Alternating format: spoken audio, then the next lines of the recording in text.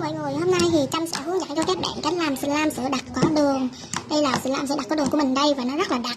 Và nó ở ngoài là nó màu vàng vàng giống như sữa đặc vậy đó, mà tại trong hình của Trâm á thì nó không có màu gì hết, nó toàn là một màu trắng. Buồn nó đi. Ok, bây giờ thì Trâm sẽ chuẩn bị nguyên liệu và cùng bắt tay làm thôi. Chúng ta chuẩn bị nguyên liệu là bột cạo rau và borax, Trâm đã khoa vô đây rồi, keo sữa và hồ, màu, đồ khuấy và đồ đựng. Thì chúng ta làm slime sữa đặc có đường. Chúng ta làm sữa đặc có đường thì chúng ta không nên bỏ nước nhé, tại vì sữa đặc có đường mà. Thì ở đây Trâm còn bao nhiêu sữa ở đây thì Trâm sẽ keo sữa thì Trâm sẽ lấy hết luôn vì nó rất là đặc. Đây, vậy Trâm đã khuấy lên và bây giờ thì chúng ta sẽ cho bột cạo rau vào. Ok. Chuyến này Trâm sẽ cho gấp đôi, tại vì sữa đặc có đường thì nó rất là đặc, rất là đặc luôn, không có một miếng nước nữa. Và tiếp theo là Trâm sẽ cho màu. Đây,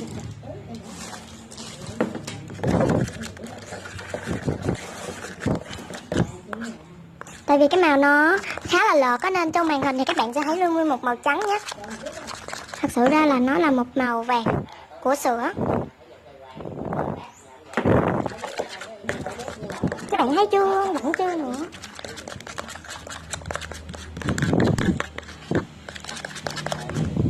Thì nó là như vậy thôi.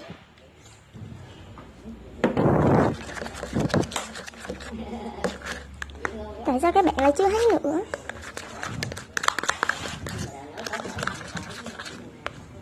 Tại vì màu đây là màu Trâm tự làm á, cho nên nó hơi bị lợt.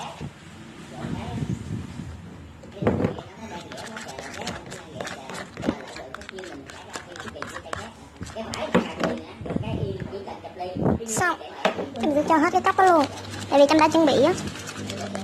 Bạn thấy lợt lợt rồi phải không?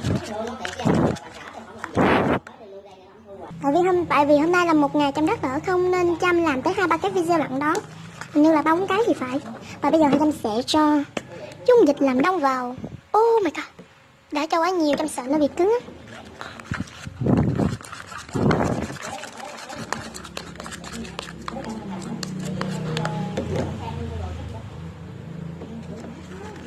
Khi nào nó đông lại Trâm mới dùng tay nhé.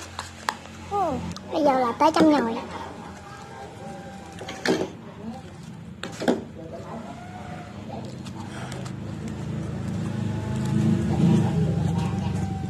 Của mình sau khi đã hoàn thành rồi. Wow, rất là tiếc luôn và nó cực kỳ đặc và dẻo nữa. Nãy giờ Trâm nhồi á mà nó vẫn còn dính. Tại vì Trâm sợ bỏ vào đất ra thì nó sẽ đặc lại. Cái tay Trâm dính đầy slime ghê quá. Trâm sẽ vuốt xuống. Wow, rất là đặc luôn. Đây là sữa đặc có đường nha. Thì Trâm chỉ làm như vậy thôi. Ok, video của Trâm đến đây là kết thúc rồi. Nếu các bạn thích video này đừng quên click và subscribe, ủng hộ kênh của mình cho ngày càng phát triển nha. Bye bye.